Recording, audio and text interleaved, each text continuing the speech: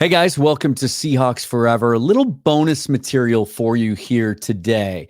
If you haven't seen my full Pats preview with the guys from the Foxborough Fellas podcast, check that out. I'll link it below. That'll get you the deep dive from my perspective with a couple of Patriots content creators into the game itself. But I also made an appearance on the Six Rings and Football Things podcast with Fitzy from WEEI in Boston yesterday. And I thought it was a worthwhile conversation, would be something that you might enjoy watching. So going to roll the intro here, and then we'll just get right into it. It's about 15 minutes. My conversation with Fitzy from WEEI, with him asking me questions about what I thought of this Sunday's matchup between the Patriots and the Seahawks. Hope you enjoy. Welcome to the Seahawks Forever podcast. In-depth analysis on everything Seahawks. And now, here's your host, Dan Viens. Who will have the more tenacious D? Which run-based offense will make the fewer mistakes? Which of the young coaches replacing legends of the NFL will come out victorious? And who's going to take who to the hill this Sunday at the Razor? We will soon find out when the Seahawks fly all the way across America to take on the surprising 1-0 New England Patriots. It's Mike Macdonald versus Gerard Mayo. It's their seafood versus our seafood. It's a rematch of Super Bowl 49. And spoiler alert, it is actually Super Bowl 49 reunion weekend as well at Gillette Stadium. Seems like a grade A troll job if you ask me. But what do I know? I'm just the joker on the Jumbotron. Your old pal Nick Fitzy Stevens from the Six Rings podcast and the Six Rings postgame show on WEEI. And I am pleased now to be joined for our Behind Enemy Lines segment by the host of Seahawks Forever. Mr. Dan Viens joins the show for our Behind Enemy Lines segment in anticipation of Patriots versus Seahawks. What's going on, Dan? I like how you greased the skids, got me all excited about it with the Tenacious D reference before dropping Super Bowl 49 on me. So, let's go. It's a pleasure to join you this morning. And it is morning here. Just want to make sure everyone knows that. This is early for me. So this podcast is going to drop Thursday evening in New England, wherever you happen to get it, whether it's on Apple Pod, Spotify, the Odyssey app, wherever you can find Awesome Football Talk. But we are streaming live early Thursday afternoon, East Coast time. It's Thursday morning, MORNING, where Dan is coming at us right now, who will be an MOURNING come Sunday around 4 o'clock Eastern time. We will soon figure out. So, Dan, both teams, I think this isn't let's not say it's one of those Spider-Man meme games, but to me, in a lot of ways, this game features two teams that are way more alike than we realize. They both have veteran quarterbacks who can move if need be, reasonably strongish arm. A lot of people didn't even think they may be starting at this point. They play behind shoddy-ish or patchwork-ish, if you will, offensive lines. There's some skilled players to be had for sure. Running is the main course on offense. And then on defense, just being tough and nasty is the way they want to win ball games. And we've got a 38-year-old head coach, first year replacing a legend, Mayo over Belichick. And you guys have another defensive-minded young coach, 37-year-old Mike Macdonald, formerly of the Ravens, now taking over for the great Pete Carroll. I'm expecting like 15 rounds on Sunday from 1 to 4, straight up. Oh, it's fascinating. They say week one tells the most lies, and week two we find out a little bit more about who teams really are, and it's remarkable, all of the things that they have in common that you pointed out. And you didn't even mention that they both have young backup quarterbacks who are from the University of North Carolina and very, very good friends in Drake May and Sam Howell as well. So the Drake May, Sam Howell effect. Side note, by the way, if Geno Smith at any point this season is unfortunately injured or if he's inefficient, I'm a card-carrying member of the Sam Howell fan club. I have no idea why, after just giving him a garbage offensive line. Yes, he holds on to the ball too long, and I think he believes his arm and his legs can get him out of just about any disastrous scenario. But I think Washington bailed on him way too early, and if given a chance, he may just succeed in the NFL. Yeah, I'm bullish on Sam Howell. He got off to a rough start in training camp, but really showed in the preseason games what he's built like. And I think the Seahawks got him out of Washington before PTSD and kind of the Mac Jones, Zach Wilson effect really kicked in. And I think there's a lot to work with there. But for now, there's quite a bit of gap between Geno and Sam.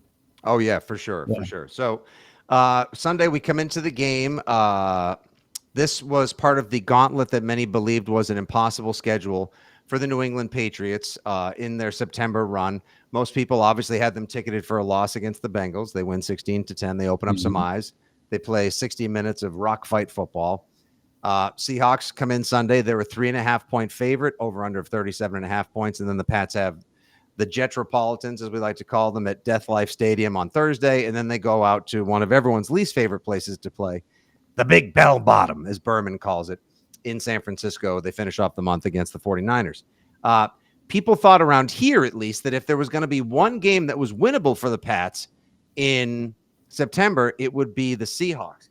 I thought originally, and I was right at least about the Bengals portion, that would be the more winnable game since he's always off to a slow start. Burrow still has question marks. Jamar Chase gave a half-ass effort at best. And the Patriots played pissed off like everyone did spend 6 months saying, you guys stink. And so they came in hard and they won the game. Seahawks, I feel like, I don't think you guys have tapped into what you may eventually be just yet, because there is a lot of talent on offense and there's a whole boatload of talent on defense. Squeaker, last week at the, what do you guys call it? Lumen now? It is Lumen Field, yeah. Okay, yeah, it was the Clink, and then it was right. Last time the Patriots played here, it was CenturyLink, yeah, in 2020. And now it's Lumen.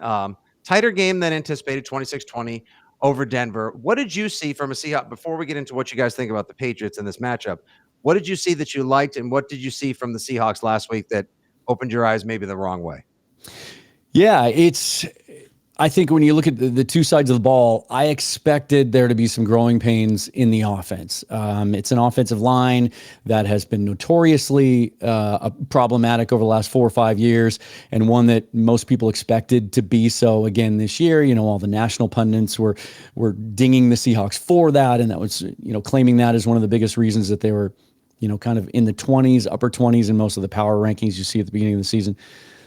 And as much as I think they've turned their eyes towards that and really thrown some assets at the offensive line, they haven't played together. And you know how important continuity is up front. I know New England's struggling with that right now as well. There's some injuries involved there. I knew there were going to be some struggles there. Didn't know it was going to look as bad as it did coming out of the gate. First 2 plays of the game, sack for Geno Smith and an interception caused by pressure. Got a little better as the game went along. But I knew that, Ryan Grubb, first time in the NFL as an offensive play caller, and trying to piece all these things together, I figured that would take some time. On defense, I wasn't quite sure. Anytime we saw the ones in preseason, they were dominant. But, preseason is what it is, and it was a very small sample size. What I saw, if I have one takeaway from the game on Sunday against the Broncos, it's as much as, we talked a little bit before we went on the air about how I think Sean Payton did us some favors with his game plan and how he handled Bo Nix, and facing Nix in his first start on the road at Lumen Field was an advantage for the Seahawks, certainly. But going back and watching the game, I've rewatched it 5 times now, a couple times from the broadcast angle, a couple times on all 22. It's remarkable how much better this defense is from an execution standpoint, from a schematic standpoint, from a communication standpoint, than it was at the end of last season. And you can see now really what cost ultimately Pete Carroll his job. A guy who was known as a defensive guru, right? And built his reputation on that. End of last season, the Seahawks just seemed lost on defense. They were missing assignments. They weren't playing hard. There was even some effort issues at the end of the season, which was something we've never seen under Pete Carroll. Just watching the spacing, the communication with all 11 on Sunday, how guys rallied to the ball, how well they tackled in the open field, how well they got pressure up front on almost every snap. One of the top 5 teams in the league in pass rush win rate over the weekend. How the back end played and rallied to the football, knocked balls away. I mean, Nix threw 2 interceptions that could have easily been 5. Was much better than I expected coming out of the gate. Remember, when Mike McDonald came back to Baltimore from the 1 year he spent at Michigan, it took about a half a season for that defense to come together. And it really wasn't until the trade deadline they brought in Roquan Smith that things really, really clicked. I expected there to be more big plays, more explosive plays from the Broncos. Saw none of that. And we saw plenty of that the last couple of years. Just guys running wide open, broken plays, broken coverages on defense. So that was the most encouraging thing, because if it does continue to take the offense a little while to really click, you know as well as I do, you saw it on Sunday, that defense is the one constant that can keep you in games. Yeah, I think the Seahawks defense, it is funny. It is funny how two coaches that were known for certain hallmark attributes. Pete Carroll was a defense guy. Bill Belichick, obviously a defense guy. His defense never fell off. As a matter of fact, they stayed top 10 last year, which I believe is what led them to sign a lot of their, I call them blue-collar, utilitarian, middle-class defenders. Anthony Jennings, Josh Uche, Jelani Tavai, and my favorite, Jabril Peppers. And then, of course, they re-signed Kyle Duggar. He's the only blue-chip player they had, according to ESPN, finishing number 8 out of the top 10 safeties across all positional groupings in the NFL. So a deficit of talent certainly presents itself on offense and, in the eyes of many, on defense as well. Bill Belichick's problem was the roster building. A lot of his bad draft picks and a lot of the frustrations he had over Mac Jones and clashes with the ownership and front office led for his dismissal, or the conscious uncoupling, mutual separation, whatever the hell they chose to call it. I was surprised by Pete Carroll as well, but it is so nice, I think, from both of our perspectives, to go watch those first games and go, no S word. This is what it is supposed to look like. It's funny. Without Pete Carroll and Belichick around, they didn't fall apart. Casting no shadows or besmirching in any way, shape, or form, no shade thrown at either legend, who will be first ballot Hall of Famers, and wings of buildings, game plans, and classrooms and programs need to be renamed after. But sometimes you just need a change. You need a fresh, youthful voice and a different way of going about things. And we saw two teams that came out prepared to fight week one. And I think that's the way both of them are going to play. I just think you have a few more, or rather the Seahawks, your team has a few more assets on offense that's going to allow you to grow a little bit more, hang in a few more games over the year, whereas the Patriots are going to need most games to go like they did last week. A lot of yards after contact, no turnovers, and be opportunistic AF when the other team falls asleep at the wheel or makes a mistake. Yeah, and you guys ran the football so well week one. I'm already kicking myself for all the times in fantasy leagues I had Ramondre Stevenson on the board when I was on the clock and didn't take him. I think I got caught up in just the historical hesitance to take running backs in New England because they've never really featured one guy. That's got to be the game plan moving forward, right? I mean, the Seahawks run defense was effective on Sunday, but I'm not so sure that Denver really stuck with it, really approached it in the right way. They were intent on giving Bo Nix a lot of volume and really, starting off his development with a dynamic game plan that worked in his favor. Dynamic. They just didn't. Yeah, in the sense of they let him throw it 40 times in his debut on the road against a defense that was expected to be good. It was crazy to me because I do think they had a couple of moments where they ran the football okay. Jaleel McLaughlin averaged over 5 yards a carry. If there's anything that I wouldn't say worries me, but gives me pause is, I like our defensive front. I certainly like the way our inside linebackers rallied to the ball. They were a question mark, both new to the team through free agency this year. Mike McDonald has talked extensively about wanting to build that run wall as a foundation of his defense. But until you face a guy like Stevenson, you just don't know. Yeah, I think it was last week. Is it Bofa Maye? Is that how you pronounce his name? Boye. Boye. Oh, Boye sorry. Mafe. You had the Y. I have it right here in my prep. Boye Mafe. Yeah, he was a top 10 Bofa Maye. Yeah. You want one Maye or you want both of them? I'll take both. Did we just sign a guy? Do I need to? I gotta go. Breaking news. Hold on. All right. Hey, guys. So Boye Mafe had a great game last week for you guys as well. And on our side, Keon White, who fills in for Matt Judon. And he was a guy I loved in the draft for the Seahawks last year. Yeah. What an absolute behemoth, Goliath, Grohemoth, whatever you want to call him. Dude's just a mess and a game wrecker as well. You guys have a solid line. You got Hankins, Leonard Williams, good corners too. Tariq Woolen and Devin Witherspoon, good tacklers. Patriots last week per PFF, only team that missed on less than 10% of all their tackles. Again, we are looking at very aggressive, tough as nails, like-minded mirrors of each other on Sunday. Yeah, three of the top four graded corners in this game. Yep. According to PFF, and Marcus Jones, I think they had 8th. Mm-hmm. And Christian Gonzalez, they had 72nd, but he shadowed Chase and held him to 6 catches. And I don't know. Sometimes I use PFF grades. I do think it gives you a marker, right? But sometimes I just don't know. I don't know. Yeah, but don't live like if we're just going to live by stats, then there's no reason to actually play the games. Right. We may as well just let a lot of ones and zeros or AI sim it out for us and tell us what the numbers would have dictated. People make mistakes. Things change throughout the course of the game. Both of these coaches are going to have to deal with something that could factor in on Sunday. It's going to be a beautiful day at Gillette Stadium, like an absolute perfect early fall LL Bean catalog type of day. So that won't factor into it. Yeah, good. Aside from, you guys having to travel cross country, though, I did hear from our friend Mike Reese at ESPN that over their last 35 1 o'clock games, this was pretty interesting to me.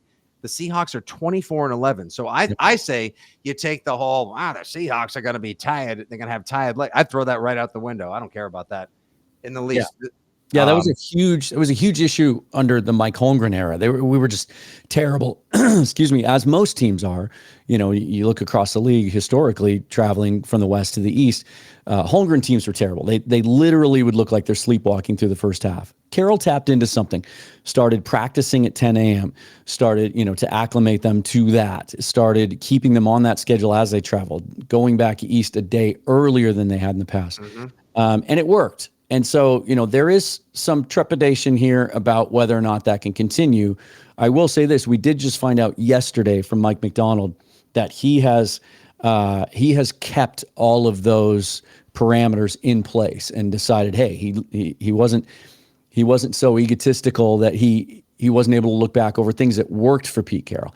And indeed, that was one of the things. And so he's kept all of those routines in place. Mm-hmm. They will be heading back a day early. They'll be flying back tomorrow, and they are doing the 10 a.m. thing. So we'll see. We'll see if it translates. That's very smart. It's smart, too. Just like Gerard Mayo kept a lot of the things, the hallmarks and tenets of Belichickian football from a quarter century as well, but changed a few things up as well. Yeah, keep that's okay. We learn from our experience and mistakes. This is what worked for Bill. I'm going to sign these players. I liked a lot of these guys. I'm going to promote our former defensive line coach to D coordinator, and I'm going to keep one of the Belichick guys as safety coach.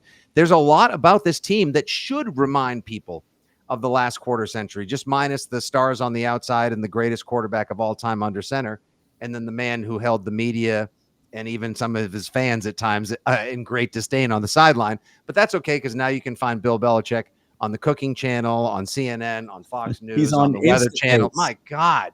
He's on InstaFace, Underdog. We could be heading into, just like it's pumpkin spice saturation season, we may be in Belichick saturation season as well. When's he hosting SNL? That's the next move. From your mouth to God's ears. If SNL were to reach out to Belichick, if Bill Belichick hosts SNL this year, I can die a very happy man, though I do want to see my team at least get back to the playoffs and continue raising my 2 ridiculously wonderful kids. All right, so I hear from you, maybe not the Patriots passing game, but obviously their tough defense, good kicker, Ramondre Stevenson in the running game as well. So before we get to our predictions, I'm kind of getting a feel for exactly how you feel about the Seahawks. This is going to be a tight one. Give me maybe 1 or 2 players on defense and 1 or 2 guys on offense that we may not have heard about or spoken too much of that we need to keep our good eye on Sunday. Yeah, I think the guy on defense and maybe I'm behind on this. I was going to say Rayshon Jenkins. He had an outstanding game. Our strong safety signed in the offseason. But Julian Love is a guy that is really making a name for himself. Came over as a free agent from the Giants last year. Had coming off a good year. He was a reserve his first 3 years in the league, and then took on a bigger role with the Giants. Came over on a small 2-year deal last year. Had an uneven season. Some fans thought he was bad in the first half, and then he finished strong enough to actually get a Pro Bowl nod. Signed a big extension in the offseason that caught quite a few of us off guard, just because we thought it was early, didn't know if it was necessary, wanted to see him. We did in McDonald's defense before we went and handed him $36 million. He was absolutely outstanding. I think he was PFF's top graded safety in week 1. He was everywhere in coverage, had an interception near the goal line on Bo Nix, was flying around in the run game. He's the guy that kind of makes that defense click. He played strong safety last year, but this year he's basically playing what the role that Quandre Diggs has played in the last couple of years, sort of the quarterback of the defense. So he's a guy to keep an eye on, number 20. On offense, I'll give you a boring one because, everybody wants to talk about skill position players, right? And if Kenneth Walker can't go this week, then certainly keep your eye on Zach Charbonnet. He's a guy that would probably start for a lot of teams in this league. But on field and in fantasy as well, because Charbonnet, if I remember correctly, was pretty smooth last year catching the ball out of the backfield. He's got good hands. Yep. Yeah, for a guy that size, really, really good out of the backfield. Had a long touchdown on Sunday, actually, touchdown pass from Geno Smith as well. I'm going to say, to me, I'm watching, keep talking about the offensive line. I want to see week 2 from Connor Williams. This is a guy that should have never been available. We were fortunate that he was an all-pro level center, one of the top 5 centers in the league, as far as, again, PFF goes the last 2 years. Coming off the ACL injury, so we get him late, right before camp. He only practices for 2 weeks. Only 9 months removed from tearing his ACL. He goes out there and plays every snap on Sunday. And by all accounts was, to my eye, was good, but rusty. I think there's a lot of consternation here about the 2 guards and their play, especially in pass protection, and that being the weak link on the offensive line, and even right tackle if you want to get really doomsday about it. But to me, if you have a good pivot, if you have a guy that's playing at a high level in the middle, he can make up for some of that. He can help those guys out. And I think I'm still in a little bit of a I'll believe it when I see it mode. But now that he's gotten comfortable and he's practiced at a high level and played a full game, keep an eye on Connor Williams, because I think if they can protect Geno Smith, then they've got a shot against anyone, but especially this week, I think. Especially up the gut as well, where the Patriots defense has its strength, and guys like Keon White oftentimes will shift in to create a mismatch or pressure the pocket as well. Maybe see if Geno can throw him one, and I'm sure the same thing will be said or possibly game planned for Jacoby Brissett, who's not exactly fleet of foot as well, and is going to be under duress for most of the game as well. Somebody who's watching live on YouTube, Jeff Stenberg, how's Christian Haynes look for you guys? Like to see a UConn kid do well. So the big question around here is not if, but when is he going to be inserted into the starting lineup?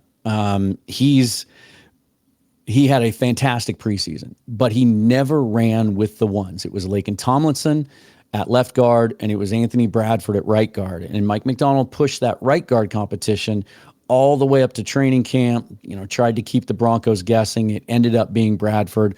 Both of those guards got better as the game went along, were good in the run game, but struggled in pass protection at times. And so, again, the question here isn't when he's going to play, it's if and where. I mean, which guy? I'm actually doing a show later today with some cut-ups, some all-22 stuff, trying to determine should he replace Tomlinson or Bradford. And it's not clear right now. Maybe we'll get more evidence after Sunday. He's clearly more talented than those two. And will, once he gets on the field, I don't think he's leaving. He's terrific. He's better to the second level. He's quicker out of his stance than those guys. He's more stout against bull rushes and power, but he can handle quickness better as well. Honestly, it's the one of all the really good personnel decisions I think the Seahawks have made this offseason.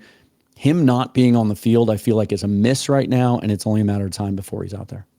Yeah, Patriots, one of the things I liked most that Elliott Wolf did this offseason was basically not being beholden to any person that was on the roster, any recent draft pick of Bill Belichick. As we've seen last year, Pats burn a 4th rounder on a place kicker out of Maryland. Adios, Chad Ryland. Here comes the veteran, Joey Sly, who looks like he either just won a strongman competition, an arm wrestling competition, or is like a boutique bartender and barber in Brooklyn. Jacked up, long beard, isn't afraid of the big kick, and that's great to see. That happened before. Rohrwasser failed. They brought in Nick Folk. Now Chad Ryland fails. In comes Joey Sly.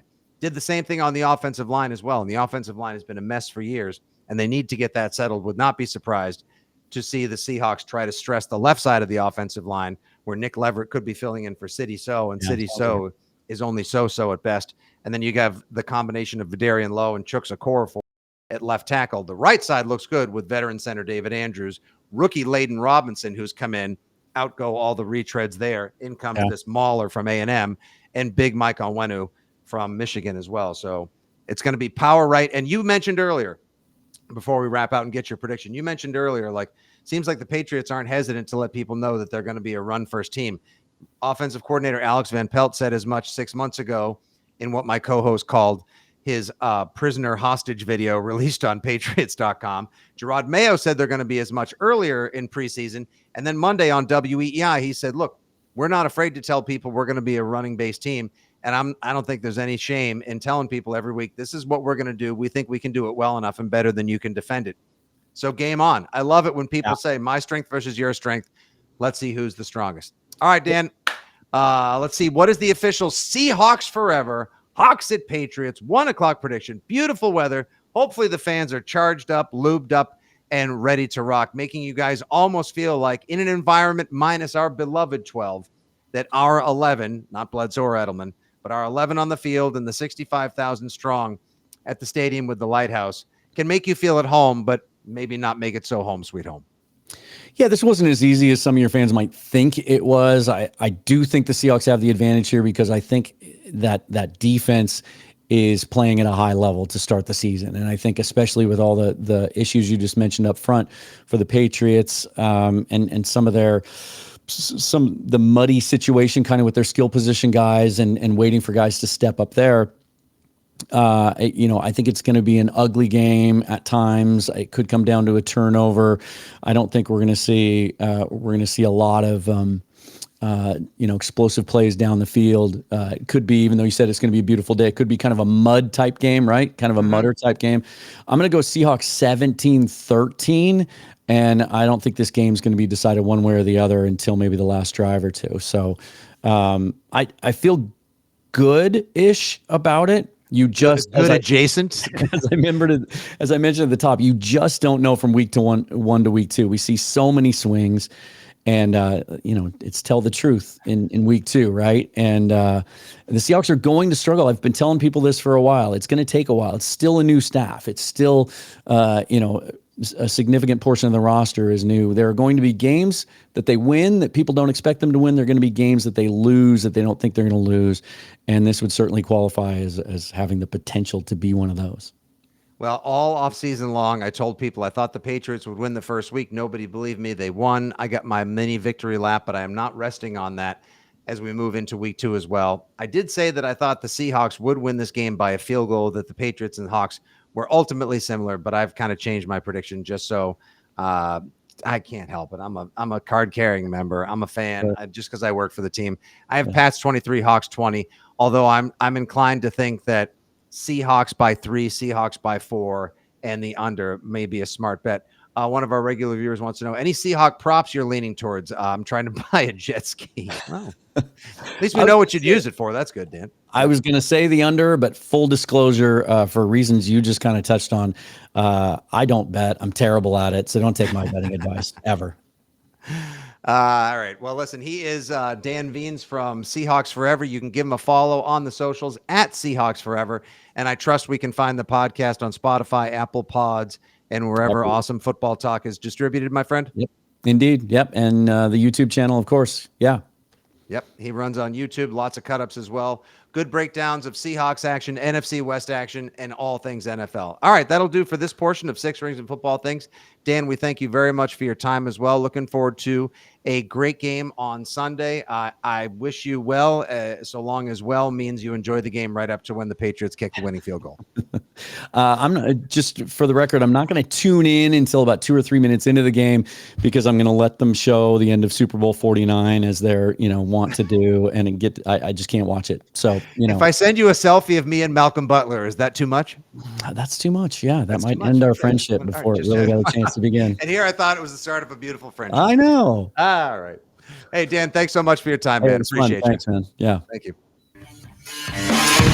That was a lot of fun. Hope you enjoyed watching it, listening to it as much as I enjoyed doing it. Thanks to Fitzy and the guys over there for giving me that platform. That was a lot of fun. Follow me on Twitter at Seahawks Forever. If you want to support the show, like, subscribe, hit that bell notification button. And if you want to support even more concretely, those ways are down below in the description. Again, check out the full preview with Divage and Pete Collins from the Foxborough Fellas podcast. That'll be linked down below as well. And then join me again for my live reaction show Sunday after the game, when hopefully we'll be talking about a 2-0 Seahawks team here. Until then, forever and always, go Hawks.